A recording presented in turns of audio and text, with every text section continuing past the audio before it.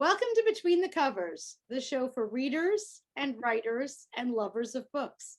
I'm Stephanie, and I'm an author and publisher at Red Penguin Books. We publish books of all types and genres, so whether you have a book in your head or a manuscript all ready to go, or maybe even 300 sheets of loose leaf shoved into a drawer. And yes, at least once a month or so, I get an envelope filled with loose leaf. It happens. Visit us at redpenguinbooks.com and unleash your inner author. I am so delighted today to be joined by three authors who have completely unleashed themselves. Kris Faryn is the author of Song of Destiny. And in Song of Destiny, 17-year-old Corinna will do anything to stop her voice from killing again, including trusting too hot for words book nerd Luke, who has an uncanny ability to silence her song with his touch. But when she discovers that she's a mythological siren prophesied to break an ancient curse and that those closest to her have been keeping secrets, she's not sure who or what to trust. Please welcome Kris Faryn. Kris, thanks for joining us. Hi, thank you for having me on. Oh, I'm so excited and so intrigued about killing people with your voice. That's terrifying. Yeah, I mean, can you imagine? So the story is based on the Greek sirens. Greek sirens did not have mermaid tails. They had wings. They were actually the handmaidens of Persephone. And when Persephone was kidnapped by Hades, Demeter cursed them with wings to search the skies for her daughter. And so for some reason, sirens have always touched me. Like I always feel like we got like a bad rap in history. And I just imagine like, gosh, what if you were a teenage girl and your voice actually like killed people? Like how awful would that be as a teen? And so that's where Song of Destiny came from. That kind of reminds me of the premise behind Frozen, that just, touching people kills people. You find out something we do every day and it's not working out well for these people. Yes, yeah, exactly. And I think that taps in so much to a lot of coming of age stories, in fiction, but also in real life of, a lot of us have these insecurities or anxieties and, we think that we're being judged on these things. And so therefore it makes it hard for us to be who we truly are. And so that's the message I hope comes across in my books that, that it's you should be who you are. You have the bravery and have the courage to do that even when it seems scary. Absolutely. Well, what came first, your love of Greek mythology or the storyline behind the book? Oh, Greek mythology.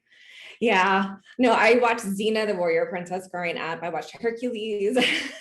I read Odysseus and, all the classical mythologies we were forced to read in school. Like I gobbled them up. So yeah, I love mythologies. I love the core stories that are just retold in them over and over. And then you've got to think about these people who came up with these mythologies so long ago. Like they were very creative people. I mean, they had to be, if you look into like who the gods and goddesses are and what they did, it's just, I think it's so interesting. It's like this never ending rabbit hole for me.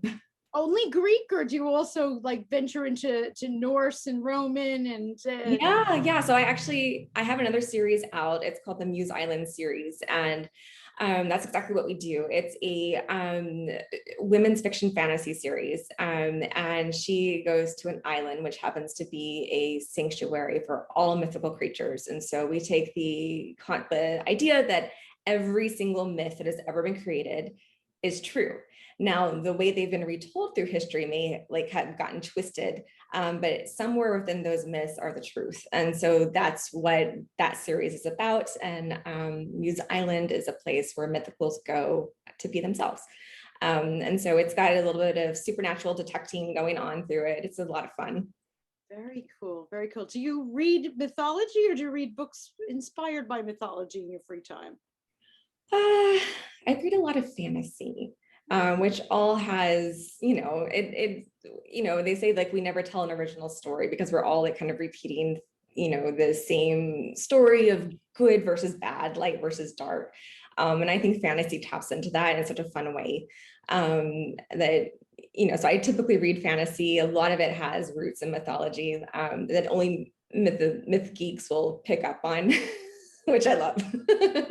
You said that about, they say there's only actually 7 storylines. And if you go back to the myths, they have them. Yep. The good versus bad. There's the journey.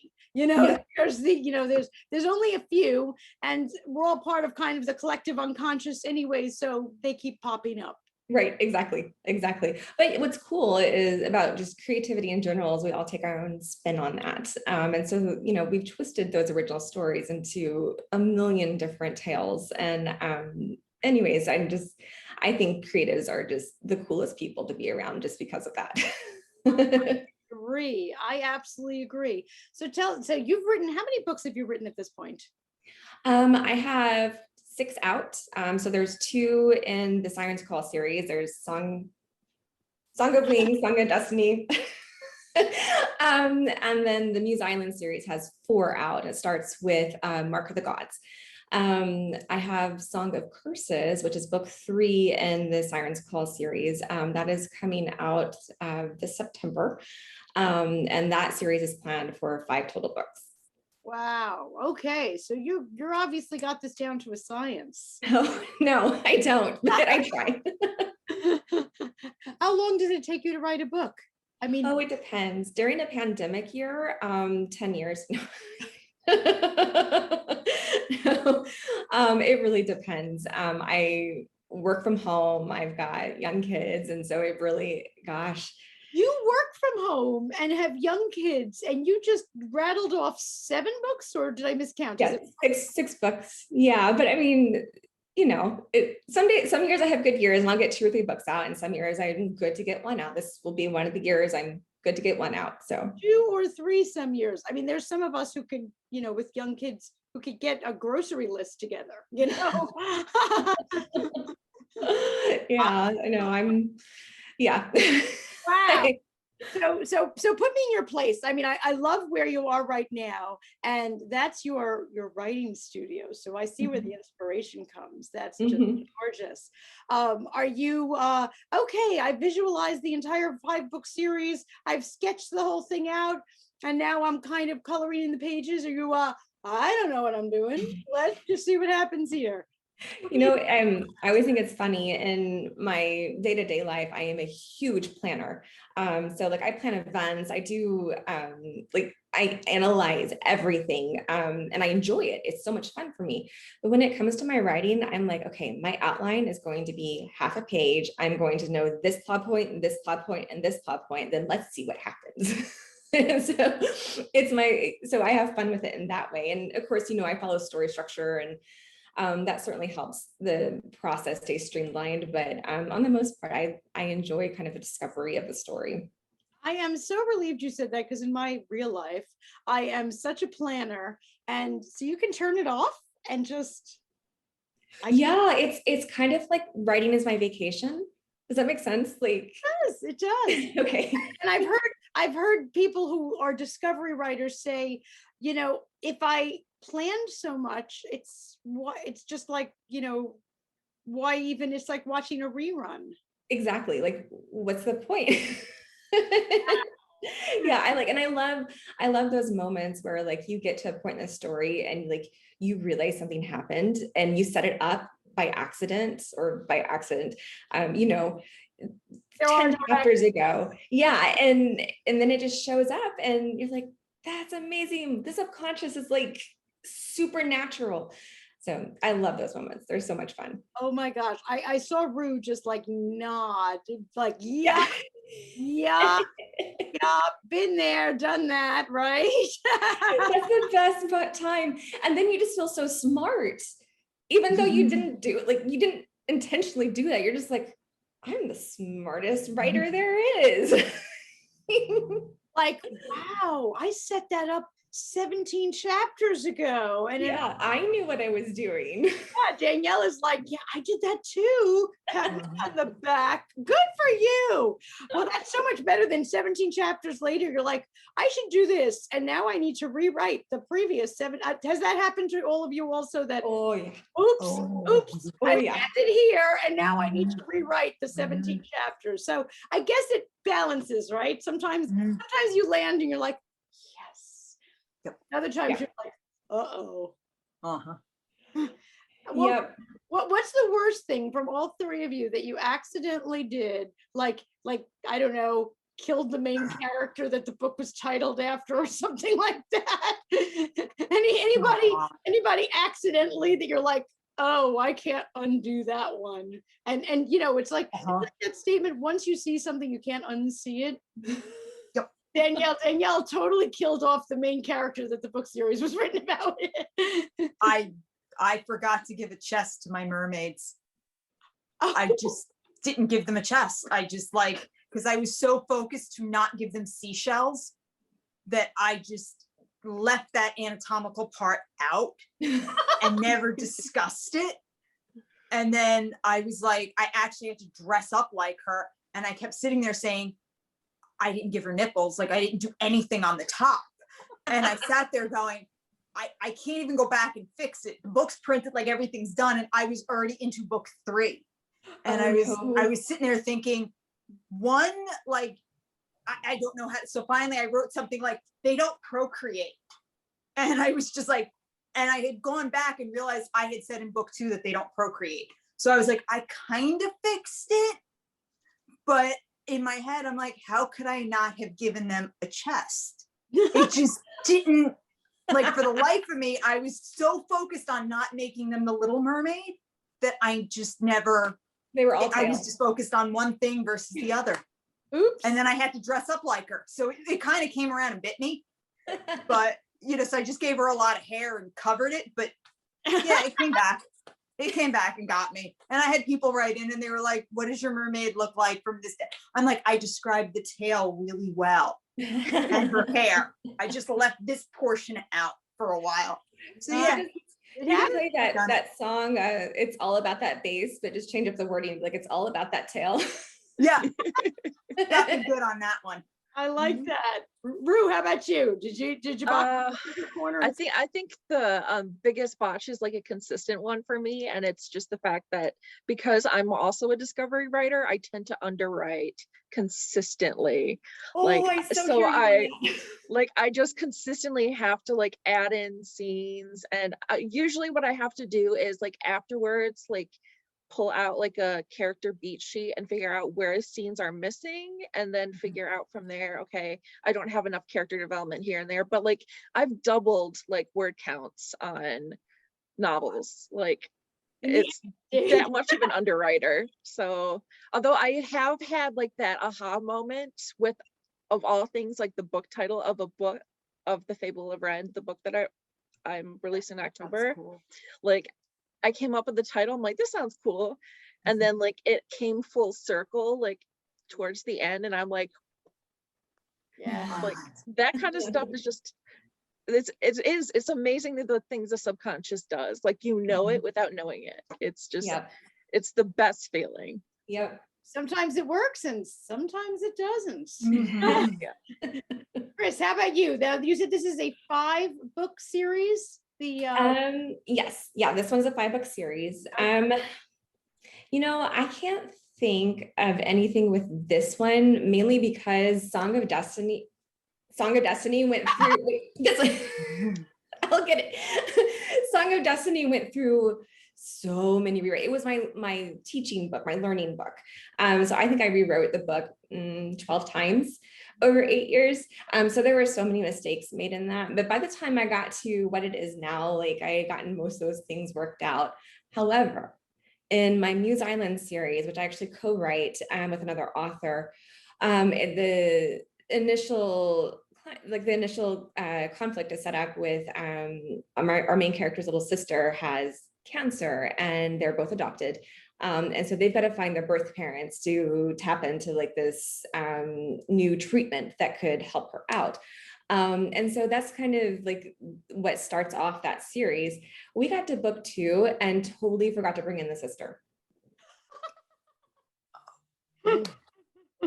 Yeah, we got to the end of writing that book, and it hadn't gone to beta readers or anything, so we were just reading through it, and all of a sudden one of us, I think it was Jules, she goes, where's Rainey? It's like, oh my gosh, like we had to go Every back. sister out there knows how that feels, man. We had to go back and lay her in through the entire story. Oh man. Gosh, it happens. It happens. That's why I said, and all younger siblings know that feeling completely. That's it for sure. So tell me a little bit about the other books in this series. So there's Song of Destiny is the first. Yes. Yeah. So Song of Destiny starts off when Corinna is a junior in high school. And she doesn't know she's a siren when it starts. She figures it out by like chapter 3. Okay. By the end of the book, there has obviously been a lot that's happened. That's the definition of every book. But she's had to make some choices that were, they were the rock and the hard place choice. Like there was no good choice. Song of Wings picks up after she's had to leave school and go on the run. And so she is working for the Council of the Gods by book 2, and trying to save the main love interest in the series. So book 2 sees her start coming more into her own as a siren and start like building that confidence in who she is. But it also plays with the shadow self. So she has this part of her, it's the darker part of her personality, whose name is Anya, and Anya is predicted to be the sorrow of the world. Well, she somehow has to come to terms with that and start seeing Anya as not the enemy, but the strongest part of herself. And so I love the message in that book. I wrote it after my father-in-law passed away. And so it's got some tones of going through grief in it, but it also takes a very lighthearted stance to everything, because Corinna herself, she is this completely sarcastic, irreverent, fun character, and her friends just, everyone loves her, but also they know exactly who she is. They don't put up with her, if that makes sense. So anyway, so it's been so much fun to see where she's going and how she's growing through all of this. Song of Curses actually puts her completely in the fantasy world, and has her go to basically her main enemy's stronghold, and she kind of has to be there as a spy / prisoner, and her song is taken from her, and yeah, we've got to see how she gets herself out of that mess. So Okay, and that's book 3, but you said there will be 5. there will be 5. Every writer, so we don't know what those other ones are. Exactly. I kind of know where the series is going, but I don't want to say too much about that because, yeah. Spoilers, no spoilers. Now that 3rd book is going to be released in the fall? Yes, in the fall, I'm aiming for sometime in September. Fantastic. And the other series that you mentioned, is that finished, or are there more books coming out in that one as well? No, we are planning 9 for sure. Wow. And we may do a 10th. It's kind of like a little bonus one. Another fun thing about that series, it's based on the muses. So there's 9 muses in a lot of the Greek myth tales, but there's also a 10th muse. And so that it kind of like follows each of those. So anyway, so 9 are planned for that series. All right, so we have a lot to be following you on, that's for sure. Well, I'm so delighted that Kris's books have wings. I heard wings in there because Danielle Orsino wrote Birth of the Fae, Locked Out of Heaven. And in her book, ride on the backs of fire-breathing dragons with the dark fae and watch the light fae play in the shadows of primitive humanity as they build their magical world on Earth after the Great War with Lucifer. 2 factions of powerful angels struggle to comprehend their creator's plan while their angel wings, a symbol of their angelic lineage, slowly and painfully decay. Please welcome author Danielle Orsino. Thanks for joining me. Thank you for having me. And love the setup behind you. I love well, you're sitting here with a crown. You're going to have to tell us about the crown, but I have little tidbits there. I feel like I'm in a gift shop, the Birth of the Fae gift shop going on there. Getting close. Good. So tell me about the crown. The crown was actually made by a fan who's turned into a wonderful friend, Jamie from Enchanting Earth Co. She is on Instagram. She met me that way, read the book. She owns this beautiful crystal shop in Topeka, Kansas. And then, contacted me after reading the book and said, I love that you use the crystals properly in the book. So she said, it was great. We went back and forth, and she said, let's make an Aurora crown together. So thus the Aurora crown, Queen Aurora crown, was made out of quartz crystal and an angelite disc, just like the Power Brigade have embedded in their forehead to contact the Shining Kingdom.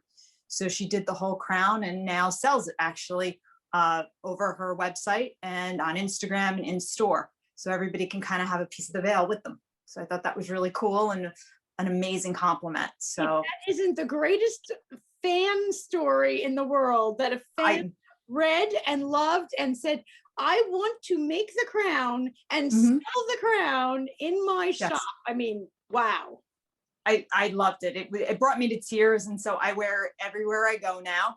And whenever I dress up as Queen Aurora, I have my own little crown now. So it was great. Fantastic. Now, tell me something. Did the storyline of this book come to you first, or was it your interest in crystals, supernatural, things like that? What came first, the chicken or the egg? I was kind of always into supernatural and cryptids and that kind of thing. But to be honest, I still could not tell you exactly where this story came from. Gotcha. I really, when I was speaking, the whole thing came from me trying to distract a patient while he was having his IV treatment. So when he said, distract me, tell me a story, he had to add that spark to the flame. It was a joint thing. When I asked him, well, tell me something interesting about yourself. And he was like, well, I was recruited out of the CIA, by the CIA out of college. It went from there. We made a couple jokes about conspiracy theories and finding out what was in Area 51. And then it just turned into, well, where Lyme disease comes from, right? And then once again, the conspiracy theories blew out of both of us. And then for some reason, the Fae came out of my mouth. And I just said, no, it's from the Fae. And he was like, the who? And to this day, I can't tell you what made me say the Fae. I have no idea. It was just like a little birdie whispered in my ear and said, say this. And I went, oh, okay. And I said it. And he was like, who? And then it just came out. And I was like, oh, the Fae, they're angels that, some got involved in the war and then they were left here and some didn't. And he's like, no, tell me about it. And then the story orally fell out of my mouth. I didn't sit there and think, I'm going to write this down someday. It was just like, I've got to make this guy sit in this chair and stay there. And that was it. It flowed. And then I just started pulling from what I saw around me. When our therapy dog, the doctor, had a big black Labrador. When he walked in the room, I was like, yeah, there was this big black dragon that was friends with the Dark Fae King. So his name was Dragor. The dog walked by, and it was just pulling, what I could. So from there, it happened. I didn't think about the crystals until I sat down at the computer when I was writing. I hand wrote it first, and then filled in the blanks once I sat at the computer. That's when the work began. And I was like, okay. When I hand wrote it, I was like, okay, the Dark Fae have black crystal armor. Now I got to find a black crystal that matches that. So now we got to do the research. Right. So it all it was done in steps. Oh, loving the story of how that first spark came. Elizabeth Gilbert, who wrote Big Magic and Eat, Pray, Love, talks about ideas are just all around us. They're just in the air, and it's a matter of being open at that moment when, yes. and the moment before that idea came to you, it didn't exist, and then it was yours. But she also says, and you better act on it because they're floating around. And if you don't, 2 years later, you're going to read your book in somebody else's book, like Yes. they're all out there. And how exciting that you can literally point to, I was standing here, helping a patient with an IV treatment, and this was the conversation, and it just fell out of my mouth, and now I'm sitting here on a show with a crown on, and I have tears. Like, wow. It's incredible. And I, to this day, years later, I still talk to him 2 or 3 days a week, and we laugh about it because it's incredible that it came to that point. And he's a character now in book 4, and we joke about his literary persona. And he's like, when's Agent Graham going to be seen? And, and it's this joke between us. But if he didn't walk in that day, it's just all these little things that the universe put out in front of us. But did I think I'd be sitting here writing a book? No, not in a million years. And I probably, like I said, I've said this before, I probably did everything that you're not supposed to do writing a book. I probably did. But this is where I wound up, and I'm very happy with it. And each book I try to improve a little bit more and try to get it going and learn from my mistakes. So I'm just here on the journey along with everybody else and trying to get it done. So exciting. And so many, I mean, you're giving our viewers such permission. Somebody out there needed to hear that today, that, this is where so many people say to me, I wish I could write. I have no ideas. Where do I find ideas? Listen to this. It's there. It's there for the taking. You just have to act on it. I probably, in every interview I do, the minute the camera goes off, the Zoom, the Instagram, whatever it is, the person goes, I've always wanted to write. Or I get a DM. I've always wanted to write. How do I start? And I tell them, just start. There's something for everybody. In my book, in Birth of the Fae, every character is somebody I know, because I didn't know how to write. So I was just like, okay, Lady Serena, my mermaid, she is based off my friend from high school, my best friend, Jennifer. That is Jen. That is Jen and I sitting on a beach in the chapter Girl Talk, talking about life. Queen Aurora, Lady Serena are sitting there and basically saying, we got ourselves into so much trouble. How do we get out of this? That is her and I sitting there having that exact discussion. Hoggle, my metal gnome, that is my dad. And him working in the shop saying, don't bother me. I got stuff to do. His assistant Marco is my Uncle Ronnie, because my Uncle Ronnie was out of all my uncles, he was the only one who could work with my father. He's salt and vinegar. That's my Uncle Ronnie and my father. Everybody in there is somebody I know or a piece of them. So that's where I grabbed my inspiration from, down to the Dark Fae King's army. The Weeper army is a metaphor for my brother coming back from Iraq and having, his post-traumatic stress and dealing with it. You just have to look for your inspiration. It's there. You got to do some digging. It's not going to just pop up. You might get the idea and it might pop up. But from there, yes, you have to do the work. But if you're willing to do it, it's a great reward. I love how you're describing all of your characters and people, they say you should write what you know. And people then think, well, what? I'm just supposed to write, a manual on how to program my DVR. I know how to do that, but you're a fantasy writer, and yet you are still writing what you know. Obviously, there's a lot of things you didn't know that you did a lot of research into, but you are writing from a place of what you know. I see Rue smiling up there. I want to know. So in your book, Rue, tell me, I know you have lots of stories. What did you know? It's fantasy again, but what did you know? Oh gosh. Well, I mean, I come from a queer perspective, so a lot of my characters are queer. Okay. So that's kind of very cool. Yeah. So like it representing a lot of the LGBT perspectives, characters. So that was kind of like, so even though it's and I also write speculative fiction and magical realism. So even though it's a lot of modern contemporary stories, it's like adding in hints of like the fantasy in them every day. Gotcha. So it's like writing what I know, but it's like someone can control fire. So it's so it's sticking to what I know, but it's also just adding that twist to it that makes it a little more interesting. So Exactly. Kris, how about you? You're writing fantasy there. Yeah, it's all, everything I write is mythology based. You know, I was such a reader growing up and I just gobbled it all up. And so I never went to school for mythology. So I always, you know, I always go and check my facts. And what's fun about mythology is like there's so many different stories about the same story. So you can kind of like pick and choose your facts. But yeah, that's write what you know. I mean, for me, it's mythology.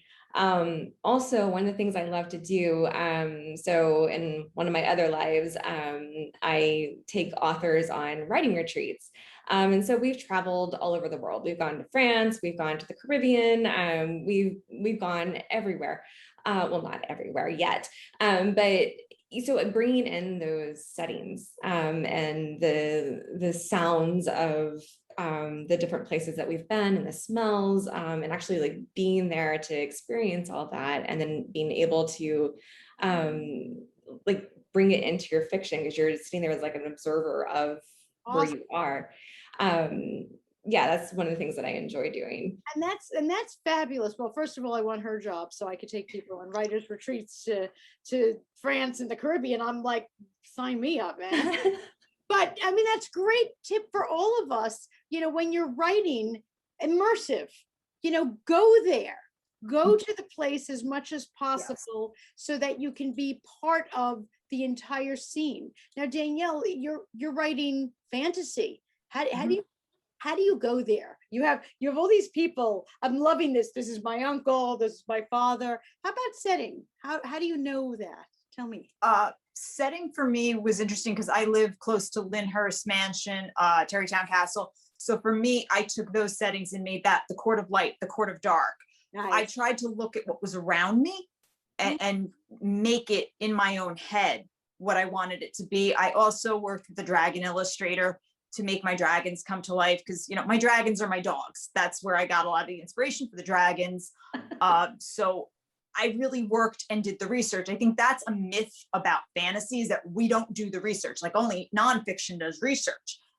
Fantasy does a lot of research. I am not a religious person per se, so I had to go and do some research to get this because my book is not a religious book, but you know, I have angels in it. So I have, you know, I have the war between God and Lucifer. I had to make sure I was lining things up in that sense. You know, it's I couldn't just throw it out there.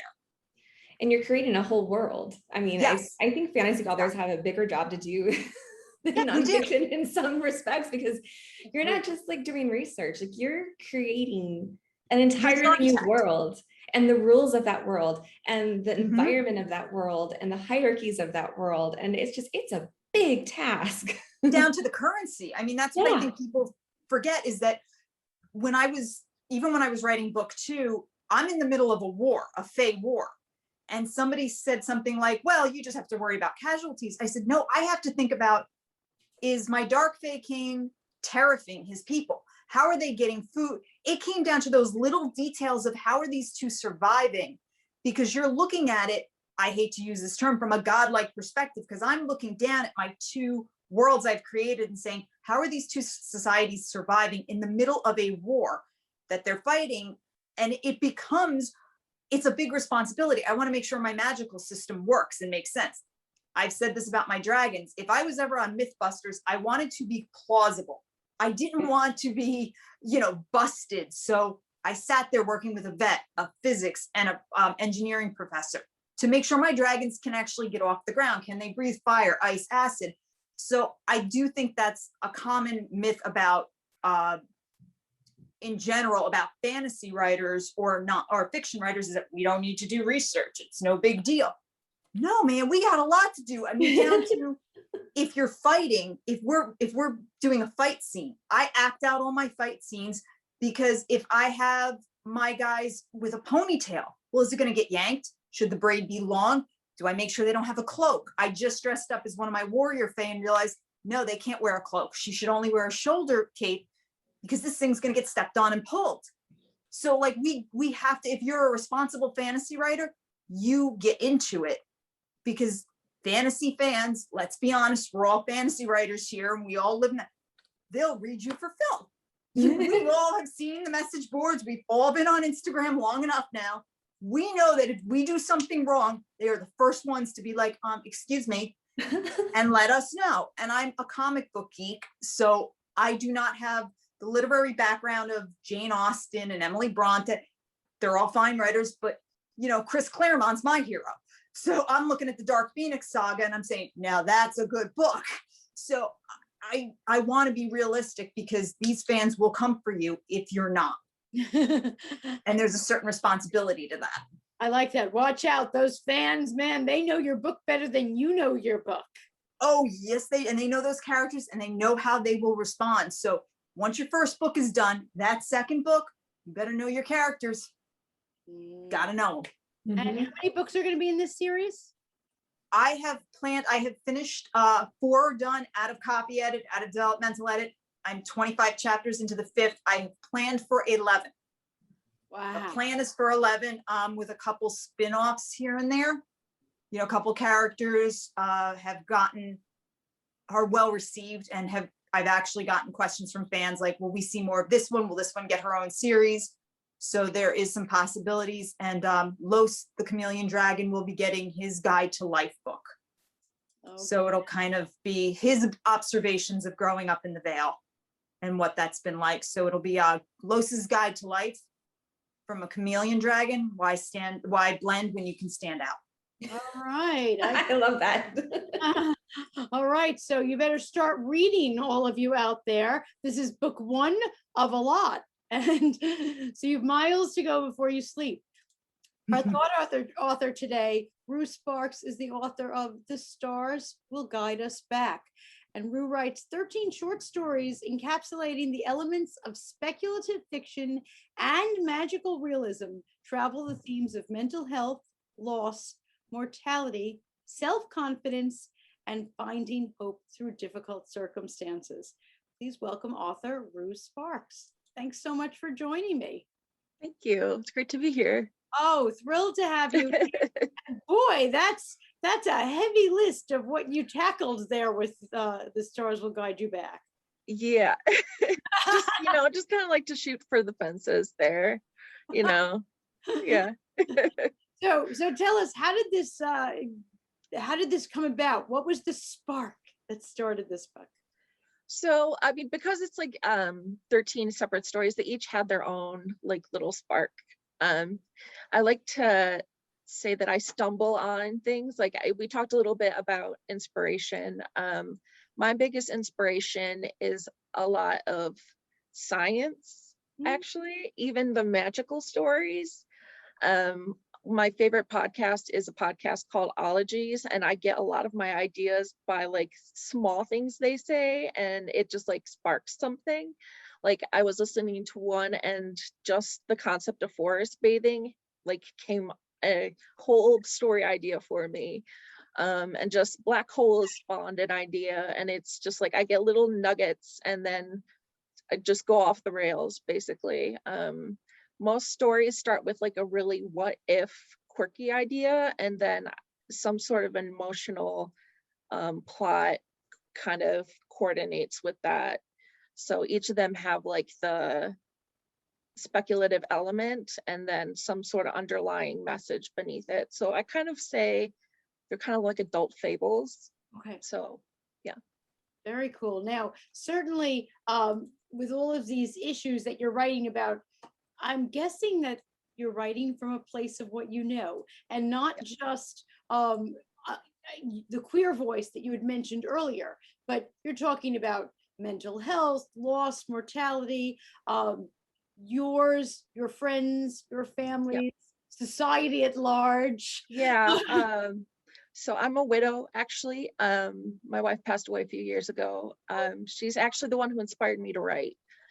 She was a writer, and she kind of planted the seed for me. I was an artist who I did comic scripts, but I never really ventured into prose writing before she passed away. So I kind of wasn't even sure if I could do it at first. So to Danielle's point, like, you don't know until you try.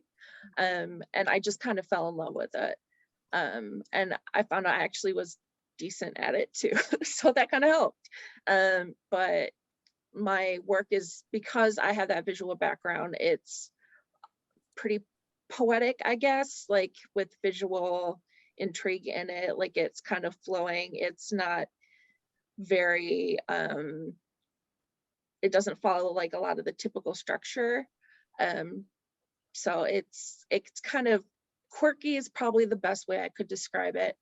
I know I've said that before, but it's like, it's just kind of toes that line of like, is it poetry or is it prose? We're not entirely sure. So I get that. And there's no rules. It's your book. yeah. It's your book. There's nobody sitting there. We no longer have those English teachers who say, excuse me, there's Yeah. a problem here. But you're working in short form, Yes. different than our other authors today. And short form has its own set of problems. Yes. We're- You have to say a lot in a short. Exactly. You know, I mean, certainly the thought of writing, 3 or 9 or 11 books in a series is like, whoa. But short form, I always say, like, there are runners who run long distance and sprinters. And when you're a sprinter, or in this case, when you're a poet, every single word Yes. matters. Every single punctuation mark. When I'm doing book layouts for poetry, we'll have a 45-minute discussion about a comma, because it makes such a huge difference. And I don't mean to say for my novelists here that comma was not going to make or break the novel, but it might make or break a poem. Yes. I do experiment with formatting too, as far as several of the stories have like break in perspective and timeline. Like, you might have in every other like start in one time period and then break to another and break to another in quick succession. So it creates like this very quick change. So this is it's mostly for like some of the shorter stories, but there is one that's a bit longer. And these stories go from like 1,000 words to 7,000 words. So there's a big difference between the size. Right.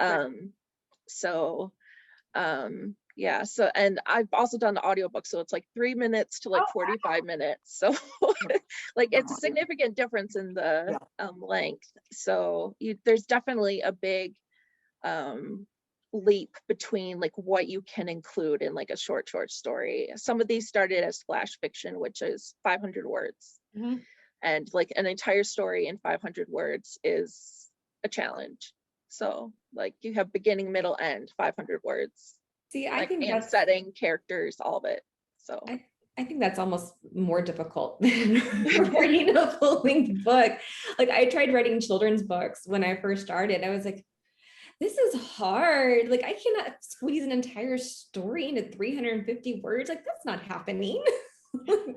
No, I admire that. That is difficult to do. And I don't know that a lot of readers understand that shorter is not easier. No. It's harder. Yeah. I actually do have a full-length novel that's coming out in October as well, but it's definitely a different beast. It's definitely like 2 different ways of writing. Sure. Like, there's definitely room for characters to grow in the novel, and there's room to add all those extra details and let the characters breathe. But with shorter fiction, it's like bare bones. You can't have any extra words at all. So everything has to pull double duty. You mentioned you were an underwriter, or is it the word you use? Yes. Yeah, an underwriter. I relate with that so much. Like, because I used to be an overwriter, and so once I taught myself out of that, I went the completely other direction. And now I think of my first drafts as skeletons, and so I'll get the skeleton up, and then I've got to go back in and like start building the detail, and it's really hard. I think part of it is because we're both discovery writers. And when you're trying to figure out what the story is happening in the story, it's easy to skip scenes and skip things that you later on are like, well, this needs to be here. So when the first draft is like an outline, I think that makes a lot of sense to be like an underwriter versus like an overwriter, where it's like, I think that. And supposedly it's easier to add than to take away. I don't know if I believe that. Well, problem with taking away is that once we write it, we're like madly in love with it and attached, right? You know, like, I'm not getting rid of that.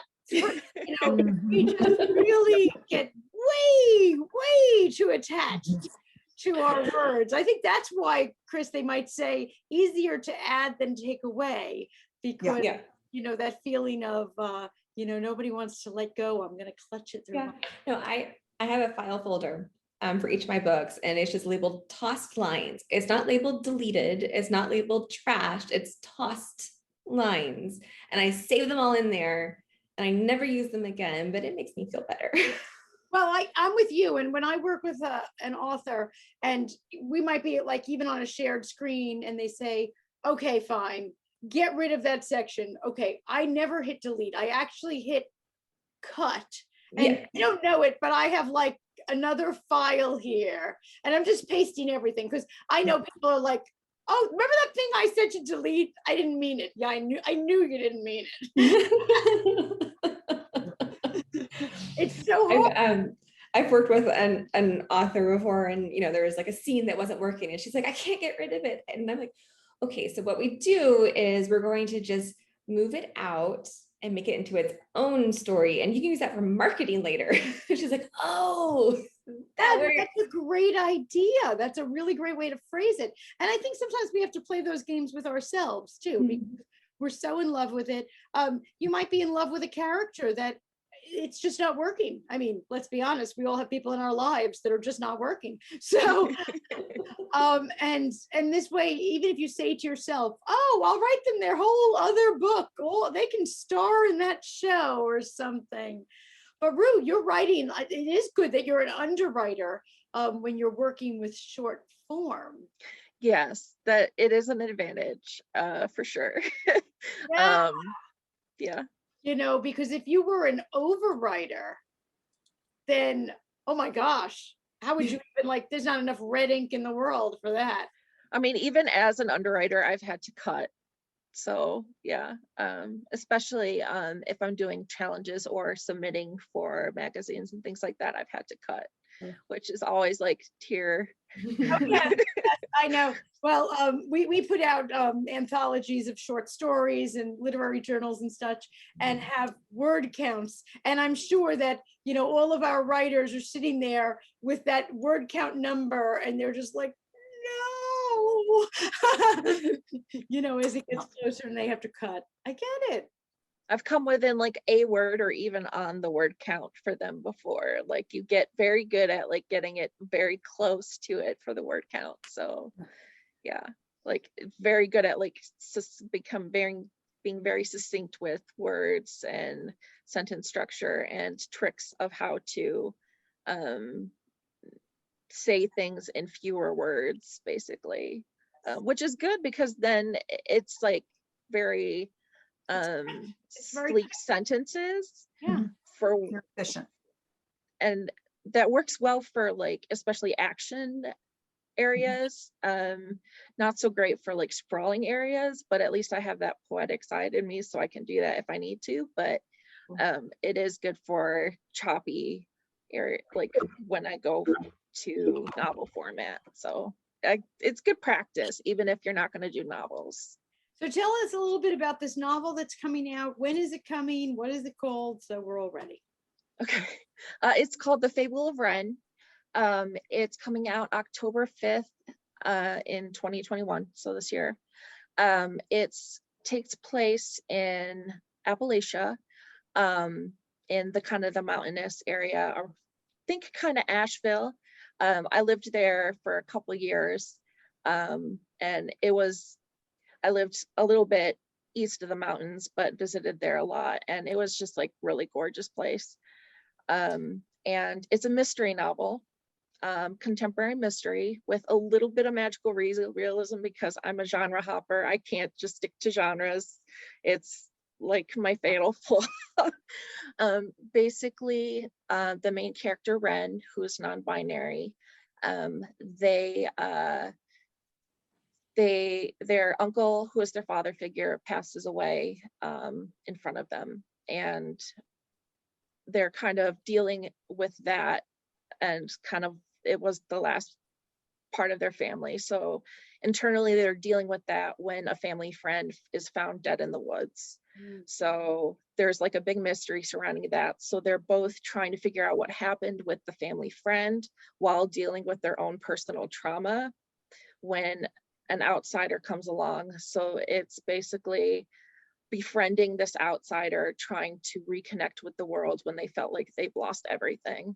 So it's all about like personal connections and reconnecting with the world and that kind of thing. So Awesome. Thank Yeah. you. And that's coming out in October, you said? Yeah. Yep. Fantastic. Well, a question to all of my authors here, because I want to remind our viewers of your books. Please describe who, if I were going shopping, it's, holiday time, who should I buy your book for? And what should I couple with your book in the package? We started this last Christmas and I thought, what? I love that. So Kris, who am I buying Song of Destiny for, and what am I going to couple it with in the package? You are buying Song of Destiny for any teenager who is into fantasy, who needs a good message that's not like, doesn't hit you over the head, it's just a fun read, or any adult who loves YA. And you're going to pair that with that person's favorite coffee. Because Corinna is a complete caffeine junkie, and there is not and junk food. So coffee and junk food. So Cheetos, bean burrito. She has fallen in love with Taco Bell bean burritos recently. So a Taco Bell gift card would go well with this. You are the first person who has ever answered this question in a way that was completely unexpected. And now I'm like, fast food. Okay. Wasn't expecting that, but now what I love, and now you're encouraging me to ask this question more often, is now I have a better picture of this person I'm buying the book for. Yep. Yeah. Totally have a better picture of the person I am buying this book for with all that fast food. Fantastic. Danielle, tell us about Birth of the Fae. Who should we be buying this for, and what are we coupling it with in the gift package?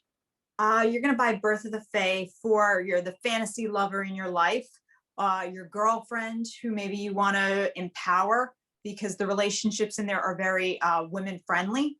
And then of course you're going to give them the Aurora crown, because as to quote Lady Serena, every gal needs a crown. Or possibly you're going to buy it for that closed-minded relative of yours that is always spouting religious things in the most inappropriate times at dinner, just to stick it to them, and a bottle of wine so you can all get through that really uncomfortable dinner. A good red wine, just to kind of give it to them, and maybe a silver goblet. Once again, just to kind of needle them a little bit. Thanksgiving present. Yes, and walk in with that. But I think either way, you're just going to give it to somebody coming off who's still, complaining about the Game of Thrones finale, something to that effect, and say, look, you really want to see a fire-breathing dragon? I'm going to give you a fire-breathing dragon, and give it to them happily. And once again, you're still going to give them the crown, because everybody can use a crown. I love that. And again, wow, I have such a great picture of who's getting that book. And Rue, please tell us who we are buying The Stars Will Guide Us Back for, and what is going to be coupled in that gift package. You could give it to anyone who loves LGBT fiction, but also anyone who is a millennial who loves fantasy fiction or sci-fi. And I think it would be nice actually to donate to either the National Association for Mental Illness, do a donation in their name, or to the Trevor Project, which is an LGBT organization. Just doing like a donation or a name would be awesome. So. Oh, love that. Oh my gosh. You three have definitely given us great food for thought for shopping. And all three of you have books that are coming up. So please do me a favor and come back on the show when your next book is released. Join us, and as things are being released, share with us on social media so that we can spew it all out there and get our viewers to follow you and read you, buy crowns, buy Cheetos, donate money. Loving all of this. Thank you so much for joining us on the show. Thank you so much. Yeah, Thank thank you. you. This was fun. Thanks for joining us on Between the Covers. I hope you enjoyed the show.